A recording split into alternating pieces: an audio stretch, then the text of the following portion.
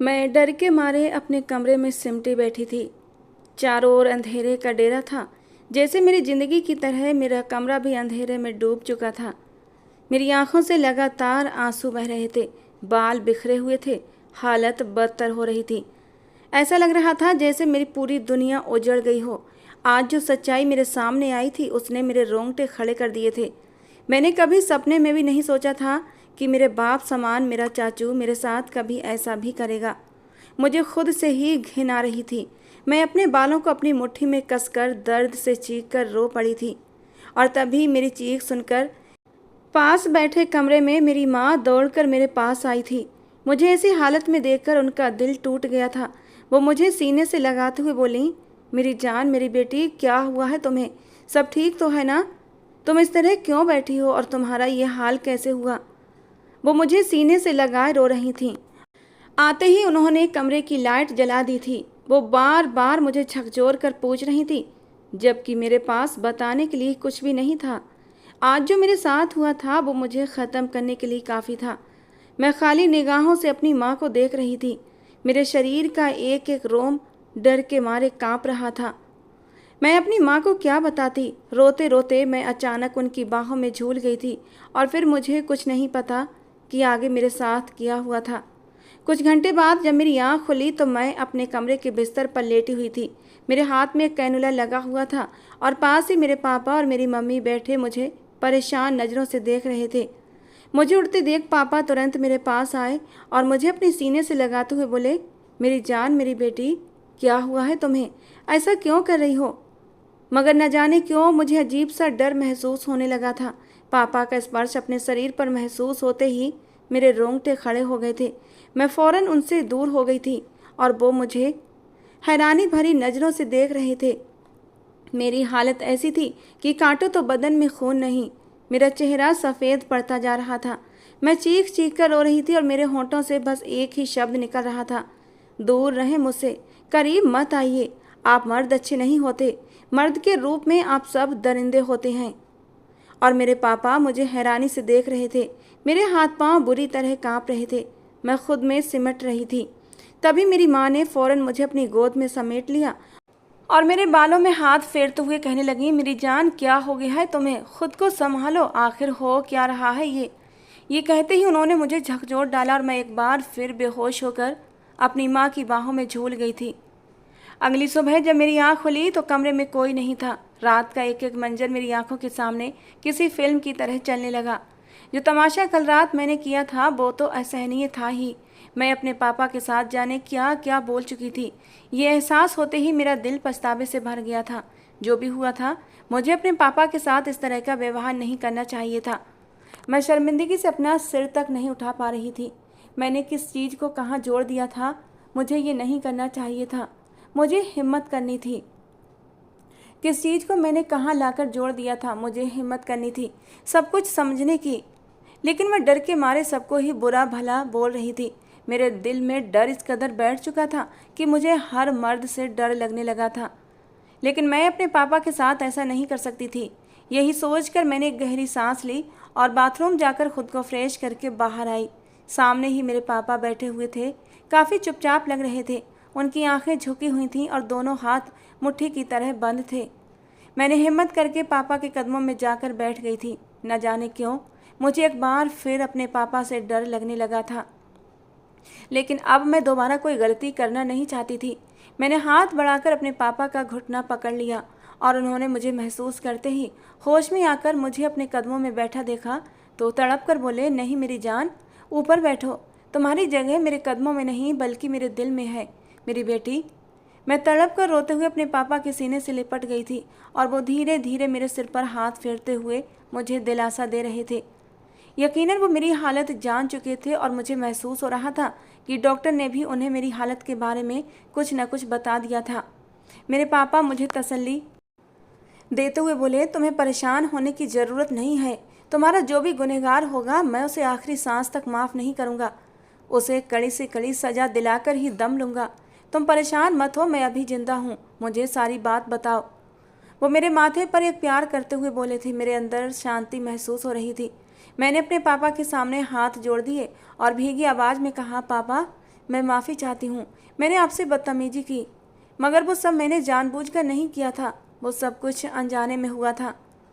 पापा मुझे संभालते हुए बोले, मुझे किसी चीज़ का कोई बुरा नहीं लगा। मेरी बेटी मेरे लिए सबसे ज़्यादा अहम है। अगर वो किसी परेशानी में है तो मैं कैसे खुश रह सकता हूँ। मैंने तुरंत अपने पापा के हाथों को अपने होंठों से लगाया। किचन में काम कर रही मेरी मम्मी तुरंत बाहर आई और हम दोनों बाप बेटी को एक साथ बैठा देखकर आंसू पोंछते हुए हमारे ही पास बैठ गईं। मैंने अपनी मम्मी को भी अपने सीने से लगाया।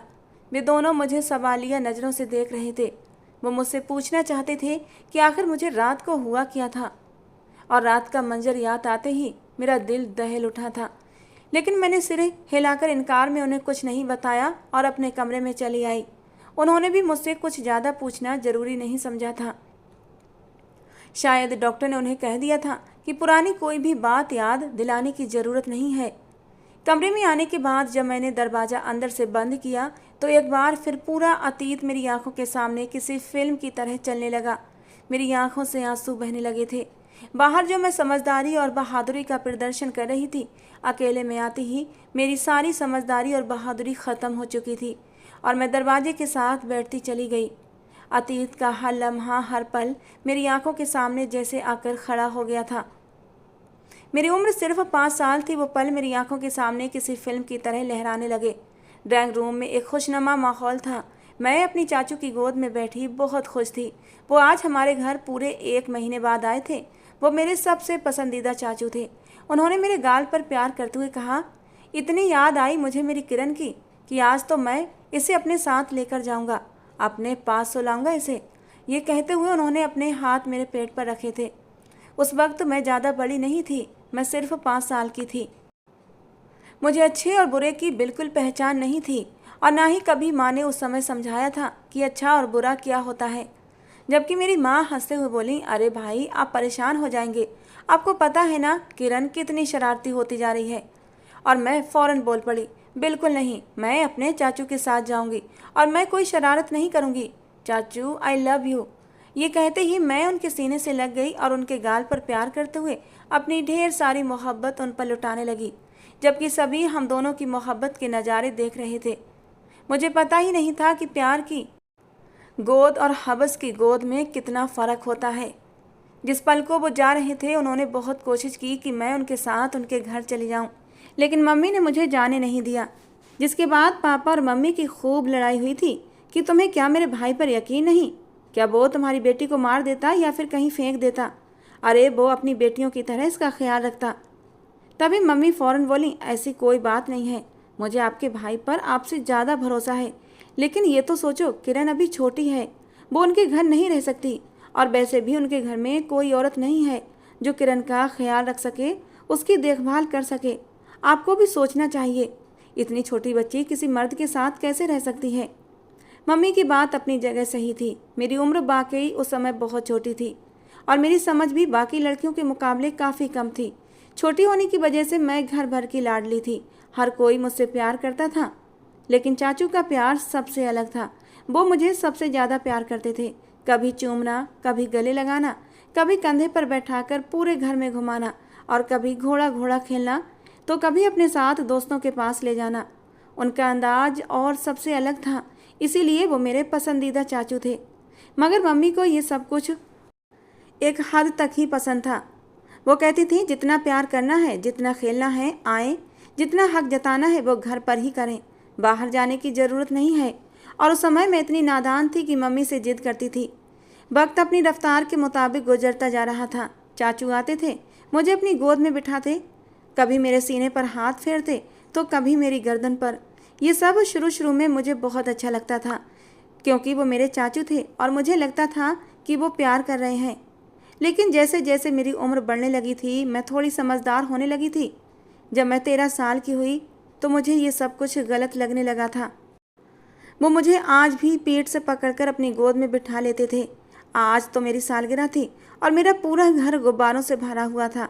घर भर की लाडली होने की वजह से मेरी सालगिरह बड़े पैमाने पर मनाई जा रही थी। आज मैं पूरे 16 साल की हो गई थी, इसलिए मेरी खुशी भी देखने लायक थी। मैंने अपने स्कूल की सभी दोस्तों को अपनी पार्टी पर बुलाया था और ख़ुद भी सफ़ेद रंग की फ़्रॉक में परी बनी घूम रही थी। मुझे बेसब्री से अपने चाचू का इंतज़ार था। मुझे पता था कि वही एक इंसान है जो मेरे लिए सबसे अच्छा तोहफ़ा लाएंगे। उन्होंने वादा भी किया था कि मैं अपनी लाडली के लिए सबसे खूबसूरत और सबसे महंगा तोहफ़ा लेकर आऊँगा कि दुनिया देखती रह जाएगी। और इसी चीज़ का मुझे बेसब्री से इंतज़ार था। और कुछ ही पलों बाद चाचू की गाड़ी हमारे पोर्च में आकर रुकी। उनकी गाड़ी की खास आवाज़ सुनते ही मेरी खुशी का ठिकाना नहीं रहा। मैं दौड़कर बाहर आई और उन्हें गाड़ी से उतरते देख मेरे चेहरे की मुस्कान खिल उठी थी। उन्होंने फ़ौरन ही बाहें फैलाकर मुझे अपने पास आने का इशारा किया और मैं भी भागकर उनकी बाजुओं में समा गई थी, जबकि उन्होंने अचानक ही मेरी कमर पर अजीब तरीके से हाथ फेरा था। उन्होंने मुझे अपने साथ लगाते हुए कहा, अरे मेरी लाडली गुड़िया, तुम्हारा तोहफ़ा ढूंढने में इतना वक्त निकल गया। अब मैं क्या बताऊं? चलो आओ सबके साथ तुम्हारा तोहफ़ा खोलते हैं। मेरे चेहरे पर एक खूबसूरत मुस्कान आई थी। एक पल के लिए मुझे इतने करीब करना मुझे थोड़ा अजीब तो लगा था, लेकिन मैंने जल्दी ही अपने भावों पर काबू पा चुकी थी। वो टिक्की के पास गए और एक बड़ा सा बॉक्स उठाकर मुझे घर के अंदर ले आए। आसपास सब लोग केक के पास खड़े हो चुके थे। यकीनन अब मेरा ही इंतज़ार किया जा रहा था। मैं भागकर केक वाले हिस्से की तरफ गई जहां मेरे माँ बाप पहले से ही मेरे इंतज़ार में खड़े थे। सबकी मौजूदगी में ही मैंने केक काटा और फिर तुरंत ही चाचू के पास चली गई। हंसते हंसते वो मुझे फिर से अपनी गोद में बिठाने लगे, लेकिन न जाने क्यों इस बार मैं बहुत आराम से उनके बराबर में बैठ गई थी। आज मुझे उनकी गोद में बैठने में बहुत शर्म आ रही थी। मेरे दोस्त, रिश्तेदार सब आए हुए थे और पूरा परिवार था। सभी मेरे चाचू का गिफ्ट खोलने के इंतज़ार में थे। उन्होंने तुरंत ही मुझे गिफ्ट खोलने का इशारा किया और जैसे ही मैंने उस डिब्बे को खोला, उसमें खूबसूरत लाल रंग की मैक्सी थी जिसके बाजू नहीं थे। वो देखने वालों को अपनी ओर खींच रही थी और मैं तो उस मैक्सी को देखकर खुशी से ही झूम उठी थी, जबकि ना जाने क्यों मेरी मम्मी के चेहरे के भाव बिगड़ गए थे। उन्हें ये तोहफ़ा, ये मैक्सी बिल्कुल भी पसंद नहीं आई थी। उसकी बैग का पिछला हिस्सा काफ़ी गहरा था और कुछ हिस्से पर नेट लगी थी, मगर अंदर कपड़ा मौजूद नहीं था। मैं बड़ी हो रही थी और मम्मी मुझे पूरे कपड़े पहनाना चाहती थी। चाचू ने मेरे गाल पर अचानक प्यार करते हुए कहा, मेरी लाडली ये मैक्सी पहनकर मेरी सालगिरह में आएगी, जबकि मैं तुरंत उनके गले लगते हुए बोली, बिल्कुल, जैसा मेरे चाचू कहेंगे मैं तो वैसा ही करूँगी। धीरे धीरे वक्त गुजरने लगा। सब लोग अपना तोहफ़ा देकर अपने अपने घर चले गए, मगर चाचू हमारे साथ हमारे ही घर पर रुक गए थे। उनका कमरा मेरे कमरे के बगल में ही था। रात देर तक हम दोनों एक दूसरे से बातें करते रहे। हमारी बातों का ज़्यादातर केंद्र उनकी सालगिरह ही थी। उस दिन मुझे कैसे तैयार होना था, क्या पहनना था और क्या तोहफ़ा देना था, किस तरह की अरेंजमेंट करनी थी, यही सब बातें हो रही थी। मेरे चाचू अपने भाई को भी नज़रअंदाज किए मेरे साथ ही लगे हुए थे। रात के 2 बजने के बाद मम्मी गुस्से में मुझे कमरे में ले गईं, वरना मेरा इरादा तो अभी भी चाचू के साथ बैठकर बातें करने का ही था। रात का लगभग दूसरा पहर चल रहा था।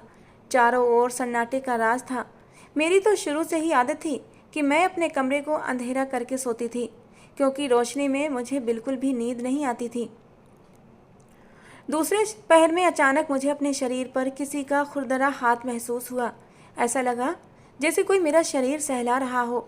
मेरी आंख अचानक ही खुल गई। मैंने अंधेरे में देखने की कोशिश की, मगर कमरे में कोई नहीं था। मैं एकदम अचानक डर के मारे उठकर बैठ गई थी, लेकिन मुझे साफ साफ ऐसा महसूस हो रहा था कि जैसे कमरे में कोई तो है। किसी की धीमी धीमी सांसों की आवाज़ें मुझे सुनाई दे रही थीं, और जैसे ही मैंने सिर घुमाकर देखा तो मेरे चाचू बिस्तर के नीचे से निकल रहे थे। मेरा दिल दहल उठा था। मैं चीखने वाली थी कि इससे पहले ही उन्होंने मेरे होठों पर अपना मजबूती से हाथ जमा दिया था और मेरी आंखों में देखते हुए बोले, क्या हुआ गुड़िया, इस तरह चीख क्यों रही हो? जबकि मेरी हालत ऐसी थी जैसे मेरे बदन में खून नहीं हो। कुछ पलों बाद मेरी तबीयत थोड़ी संभली तो उन्होंने मेरे मुंह से हाथ हटाया, जिससे कि मेरी सांस बहाल हुई थी। मैं उनकी तरफ देखते हुए हैरानगी भरे लहजे में बोली, चाचू आप इस वक्त यहाँ क्या कर रहे हैं? जबकि वो हकलाते हुए बोले, वो मुझे मोबाइल का चार्जर चाहिए था, मैं अपना चार्जर घर भूल आया हूँ, इसीलिए तुम्हें जगाने आया था। मगर कमरे में अंधेरा होने की वजह से मैं परेशान हो रहा था, और जब तुम जाग गई तो सोचा क्यों ना तुम्हें थोड़ा सा डराया जाए, मगर तुम तो पहले से ही डर गई। वो मजाकिया लहजे में बोले थे, तो मैंने भी अपना सिर झटक दिया, सारे बुरे ख्यालों को दिल से निकाल दिया। लेकिन न जाने फिर भी क्यों मुझे आज कुछ अजीब सा महसूस हो रहा था। मुझे अब भी अपने शरीर पर वो स्पर्श महसूस हो रहा था जो मैंने अभी अंधेरे में महसूस किया था, एक गंदा सा एहसास। चाचू की आंखें मुझे ठीक नहीं लग रही थीं। मेरी उम्र 16 साल हो गई थी और 16 साल की लड़की अपने लिए अच्छी और बुरी नज़र पहचान जाती है। मैंने साइड ड्रॉअर से उन्हें चार्जर दे दिया, जबकि वो भी कमरे से चले गए थे। वक्त तेज़ी से गुजरने लगा और अब मेरी उम्र 19 साल हो गई थी। मैं कॉलेज पूरा करके यूनिवर्सिटी के पहले साल में पहुंच चुकी थी। 2 दिन बाद मेरा टेस्ट था, जिसकी तैयारी मुझे रात भर जाकर करनी थी, मगर कुछ चीज़ें मुझे बिल्कुल समझ नहीं आती थीं। मेरे चाचू के पास ऐसा लगता था जैसे कोई जादू की छड़ी हो, जिसे वो घुमाते थे और मैथ के सवालों का जवाब आराम से आ जाता था। मैंने तुरंत ही चाचू को फ़ोन मिलाया और अपनी परेशानी बताने लगी कि 2 दिन बाद मेरा टेस्ट है, मगर तैयारी बिल्कुल ज़ीरो है। आपकी मदद की बहुत ज़रूरत है। वो मेरी बात पर हंसते हुए बोले, पिछली बार तो कह रही थी कि अपना काम खुद करूँगी, अब क्या हुआ जनाब? मैंने फ़ौरन कहा, बस अपने शब्द वापस लेती हूँ, प्लीज़ मदद कर दीजिए। मेरी बात सुनकर वो कुछ पल के लिए चुप हो गए थे। मैं समझी शायद सोच रहे होंगे, मगर जब थोड़ी देर तक आवाज़ नहीं आई तो मैंने फ़ौरन कहा, हेलो चाचू, लाइन पर हैं या फिर चले गए? उनकी हड़बड़ाती हुई आवाज़ आई, हाँ हाँ, लाइन पर ही हूँ। मैं सोच रहा था कि तुम कल यूनिवर्सिटी से वापसी पर मेरे घर आ जाओ तो मैं तुम्हें आराम से सारे सवाल समझा दूंगा। दरअसल ऑफिस का कुछ काम है तो मैं घर पर ही कर रहा हूँ, इसलिए तुम्हारे यहाँ नहीं आ सकता। मेरे चाचू को इतने साल हो गए थे, मगर उन्होंने अभी तक शादी नहीं की थी और इसकी वजह क्या थी कोई नहीं जानता था। सबने उनसे पूछा, बहुत जोर भी दिया कि शादी कर लो, अपना घर गृहस्थी बसाओ, लेकिन चाचू पर कोई असर नहीं था। मम्मी ने तो उनके लिए कई लड़कियां भी देखी थीं, मगर वो सबको ही मना कर देते थे। बच्चे पूछते तो बस यही कहते कि अभी मुझे शादी नहीं करनी, जब मेरा समय आएगा तो खुद ही कर लूँगा। और पापा हंसकर कहते, अब तो तुम्हारी लाडली की शादी का समय आ चुका है, तुम कब करोगे? और वो यही कह देते, जब लाडली की शादी होगी तो देख लूँगा अपने लिए भी। और मुझे ये बातें उस समय बड़ी अजीब लगती थीं। उनके घर जाना मुझे ठीक तो नहीं लग रहा था, मगर मजबूरी आड़े आ रही थी। मम्मी को भी पसंद नहीं था मेरे अकेले उनके घर जाना, मगर परेशानी ऐसी थी कि उनके बिना कुछ कर भी नहीं सकती थी, इसीलिए उन्हें मजबूरन राजी होना पड़ा था। हालांकि मैं घबरा रही थी, पता नहीं क्यों माथे पर ठंडे ठंडे पसीने आने लगे थे, मेरे हाथ भी कांप रहे थे। अजीब सी घबराहट ने मुझे बुरी तरह से परेशान कर दिया था, जैसे कुछ गलत होने वाला हो। मेरा दिल मुझे पहले से आगाह कर रहा था। मैंने खिड़की खोलकर बाहर का मंजर देखने की कोशिश की, मगर इसके बाद भी मुझे सुकून नहीं हो रहा था। वक्त गुजरने लगा और मेरी यूनिवर्सिटी जाने का टाइम हो गया। मैं जल्दी जल्दी तैयार हुई और घबराहट को काबू करते हुए कमरे से बाहर आई। मम्मी मेरे लिए नाश्ता तैयार कर चुकी थी, लेकिन मैंने उन्हें टालकर बिना नाश्ता किए ही यूनिवर्सिटी निकल पड़ी थी। एक पल के लिए मेरे दिल में ख्याल आया, क्यों ना अभी चाचू की तरफ चली जाऊं, यूनिवर्सिटी रहने देती हूँ, आज की छुट्टी कर लेती हूँ। मगर फिर मैंने सोचा, अगर वो बिजी हुए तो मेरी तो फजीयत हो जाएगी, इसलिए मैंने यूनिवर्सिटी जाने को ही पहल दी थी। मेरी यूनिवर्सिटी से वापसी शाम 5 बजे होती थी। मम्मी को फ़ोन करके बता दिया कि मैं रात को थोड़ी देर से घर वापस आऊँगी, पढ़ने के लिए मुझे दोस्त के घर जाना है। मम्मी ने एतराज़ किया था, लेकिन मेरे समझाने पर मान गई थी। मैं तुरंत ही चाचू के घर पहुँच गई थी। मेरे सोचने के बिल्कुल अनुसार घर पर कोई नौकर नहीं था। मैंने दरवाज़ा खटखटाया तो दरवाज़ा खोलने खुद चाचू ही आए थे, लेकिन उनके कपड़े पहनने का अंदाज मुझे बहुत अजीब लग रहा था। वो बहुत ही अजीब तरह के कपड़े पहने हुए थे। ऐसा लग रहा था जैसे मुझे उनसे घिन सी महसूस हो रही थी। मैं तुरंत ही बोली, चाचू प्लीज़ आप ही कपड़े बदल लें, अच्छे नहीं लग रहे। उन्होंने धोती और बनियान पहना हुआ था, जबकि वो हंसते हुए अपने कपड़े बदलने बाथरूम में चले गए। मैं तुरंत ही अपने लिए चाचू के लिए चाय बनाने लगी। वो कपड़े बदल कर आए तो तुरंत बोले, अरे किरण, चाय बनाने की क्या ज़रूरत थी? मैं अपनी बेटी के लिए बाहर से खाना ऑर्डर करने वाला था। मैं मना करते हुए बोली, नहीं चाचू, बस चाय पीऊँगी, इसके बाद आपसे पढ़ूंगी, फिर घर की तरफ रवाना होना है। मम्मी का हुक्म है कि जल्दी वापस आ जाना। मेरी बात पर वो हंसते हुए बोले, भाभी को भी पता नहीं किस बात की जल्दी मची रहती है, ऐसा लगता है जैसे मैं उनकी लाडली को किडनैप कर लूँगा। मैंने फ़ौरन उनकी बात को नकारते हुए कहा, नहीं चाचू, मम्मी को मालूम नहीं है कि मैं यहाँ आई हूँ। वो कहती हैं कि बड़ों के साथ ही जाना चाहिए। मैंने ये कहा है कि मैं अपनी एक दोस्त के घर पर हूँ। मेरी बात सुनकर चाचू की अचानक से बाँछें सी खिल गई थीं। उनके चेहरे की रंगत सी बदलने लगी थी। चेहरे की चमक और आंखों की चमक दोगुनी हो गई थी। मैं आई थी तब उनके चेहरे के हाव भाव ऐसे नहीं थे। वो मुझे देखते हुए बोले, अरे ये तो बहुत अच्छा किया तुमने, तुम्हारी अम्मा को हर वक्त पता नहीं किस बात का डर लगा रहता है।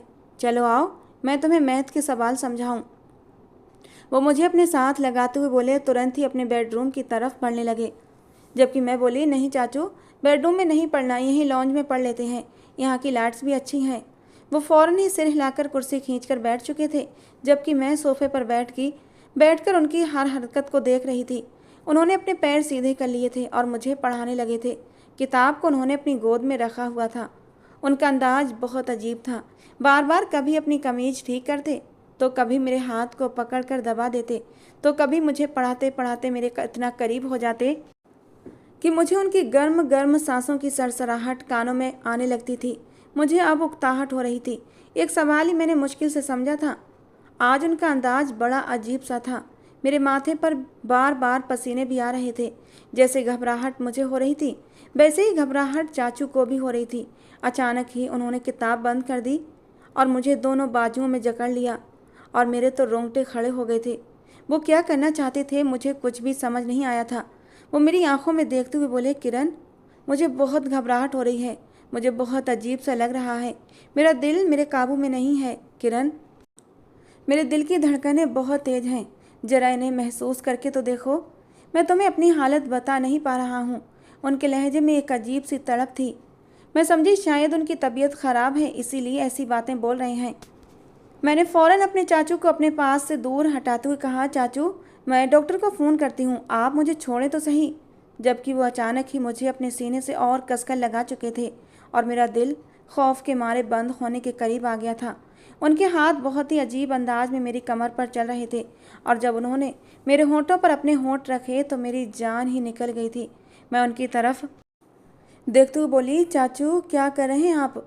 मैं उनके इरादे जानते हुए रो पड़ी थी और उनकी मिन्नतें करने लगी कि चाचू मुझे छोड़ दें, मगर उन पर तो हैवानियत तारी हो गई थी। उन्होंने मुझे अपनी बाहों में उठा लिया था और अपने बेडरूम की तरफ चल पड़े। मैं हाथ पैर मारकर उन्हें दूर करना चाहती थी, मगर वो तो बिल्कुल ही मुझसे बेगाना हो गए थे। कमरे में आते ही उन्होंने मुझे बेड पर लिटा दिया था और मेरे ऊपर किसी काले बादल की तरह छा गए थे। मगर शायद भगवान को मेरे ऊपर दया आ गई थी। वो मुझे उस दरिंदे जैसे इंसान से बचाना चाहता था कि अचानक ही उनके दरवाजे पर बेल हुई और वो एक झटके से मुझसे दूर हुए थे। ऐसा महसूस हो रहा था जैसे वो होश की दुनिया में लौटे हों, जबकि मेरी हालत ऐसी थी जैसे काटो तो बदन में खून नहीं। मेरा पूरा शरीर कांप रहा था। लगातार मेरी आंखों से आंसू बहते जा रहे थे। 2-4 बेल के बाद बाहर मौजूद शख्स शायद चला गया था और जैसे ही चाचू अपनी हालत संभाल कर दोबारा से मेरे करीब आए, लेकिन इतने में बहुत देर हो चुकी थी क्योंकि मुझे मौका मिल चुका था। मैंने जल्दी से उन्हें धक्का दिया और एकदम से उठकर बैठ गई थी और पागलों की तरह उनके घर से भाग निकली थी। मुझे समझ नहीं आ रहा था कि मैं कहाँ जा रही हूँ, किस तरफ जा रही हूँ, मुझे किधर जाना है। बस मैं घर पहुँच जाना चाहती थी। चाचू का घर हमारे घर से बहुत ज़्यादा दूर नहीं था, इसलिए मैं पैदल ही अपना रास्ता तय करना चाहती थी। मैंने मुड़कर देखा तो चाचू भी तेज़ तेज़ कदम उठाते मेरे ही तरफ आ रहे थे और उसी पल मैंने अपनी रफ्तार बढ़ा दी थी और अपने घर में दाखिल हो गई। मम्मी और पापा शायद अपने कमरे में थे। मैं अपने कमरे में अंधेरा करके बैठ गई और वहीं पर मेरी हालत जवाब दे गई। आज जो कुछ चाचू ने मेरे साथ किया था, चाचू की इस हरकत ने मुझे 100 मौतें मार दिया था। कई बार मुझे महसूस हो चुका था कि उनकी नीयत मुझ पर ठीक नहीं है, वो ख़राब इंसान है, मुझे गलत अंदाज में छूते हैं। लेकिन पहले मैं इन बातों को झटक देती थी, अपना वहम समझती थी। लेकिन आज जो कुछ उन्होंने मेरे साथ किया था, उसने मुझे इस बात का एहसास करा दिया था कि एक लड़की अपने ही परिवार में सुरक्षित नहीं होती। मैं अब होश में थी और ख़ुद को कोस रही थी कि मैं पहले ही मम्मी की बातों को क्यों नहीं समझ पाई। वो अक्सर मुझे बोलती थी कि कोई ज़रूरत नहीं अपने चाचू के करीब जाने की, उनकी बात सुनने की। शायद वो सब कुछ पहले ही महसूस कर चुकी थीं, चाचा की नज़रें पहचान चुकी थीं। और बेशक एक माँ के अलावा आपको कोई अच्छे से समझ नहीं सकता। वक्त का काम ही गुजरना होता है और वो अपनी रफ्तार के मुताबिक गुजरता जा रहा था। पापा और मम्मी ने इस हवाले से मुझसे आगे कोई सवाल नहीं किए थे, जबकि मेरी हालत भी ऐसी नहीं थी कि फ़िलहाल इस बारे में मैं किसी से कोई बात कर सकती। लेकिन मैं दिल ही दिल में ठान चुकी थी कि मैं उस इंसान को माफ़ नहीं करूँगी। उसने मेरे विश्वास की धज्जियाँ उड़ाई थीं, मेरे प्यार का नाजायज़ फ़ायदा उठाया था, रिश्ते की पवित्रता को तार तार कर दिया था। मैं उस इंसान को कभी माफ़ नहीं कर सकती थी करीब 2 महीने बाद वो पापा से मुलाकात के लिए हमारे घर आए थे। पापा से मुलाकात तो एक बहाना था, यकीनन वो मेरे हालात जानना चाहते थे और मेरा इरादा यही था कि उन्हें अपने घर बुलाकर जलील करूं। वो जैसे ही लॉन्ज में आकर बैठे और मम्मी के हाथ की चाय पीने लगे, मैं बेकाबू होकर लॉन्ज में दाखिल हुई थी। हालांकि डर के मारे मेरा दिल भी कांप रहा था, लेकिन आज अगर मैं उस इंसान का गंदा चेहरा सबके सामने न लाती तो सारी ज़िंदगी मुझे ऐसे ही तड़प तड़प कर गुजारनी थी। मैं गुस्से के आलम में चाचू की तरफ बढ़ी और बिना सोचे समझे उनके मुंह पर एक जोरदार थप्पड़ जड़ दिया। चाय की प्याली दूर जाकर गिरी थी, जबकि मेरे पापा हैरान होकर अपनी जगह से खड़े हो गए थे और मैंने रोते हुए सारी बात अपने पापा को बता दी, जबकि मेरे माँ बाप तो मेरी हर हालत से जानकार थे ही कि ये 2 महीने मैंने किस तकलीफ़ में गुजारे थे। वो लम्हा याद करते ही मेरे पापा ने चाचू का गिरेबान थाम लिया और बिना सोचे समझे उन्हें बहुत मारा और धक्के मार कर घर से निकाल दिया था। मैं रोती बिलखती अपने मम्मी की सीने में जा छुपी थी। हमने चाचू से अब सारे रिश्ते नाते तोड़ दिए थे, क्योंकि ऐसे दरिंदे लोगों से संबंध रखने में कोई सुकून नहीं होता। ये एक नासूर होते हैं जो कभी भी आपको डस सकते हैं। जबकि मैं अब अपने पापा के साथ ही यूनिवर्सिटी जाती हूँ और उनके साथ ही वापस आती हूँ। बाप और भाई के सिवा औरत को किसी भी रिश्ते पर भरोसा नहीं करना चाहिए, चाहे वो आपका चाचा या फिर मामा ही क्यों ना हो। और इस चीज़ की परवरिश आपकी माँ को करनी चाहिए। हर बच्चे को बचपन में ही समझा देना चाहिए कि ये एक अच्छा टच होता है और ये एक बुरा टच होता है। मैंने सोच लिया था कि अगर इन फ्यूचर मुझे कभी बेटी हुई तो मैं उसकी ऐसी परवरिश करूँगी कि वो कभी किसी मर्द की गंदी नज़रों का निशाना नहीं बन पाएगी। दोस्तों, आज की हमारी ये कहानी आपको कैसी लगी ज़रूर बताना। पसंद आई हो तो प्लीज़ लाइक करना, अपना एक प्यारा सा कमेंट भी करना। रोज़ नई कहानियाँ सुनने के लिए हमारे चैनल को भी सब्सक्राइब करना। तो मिलते हैं दोस्तों अगली किसी नई कहानी के साथ।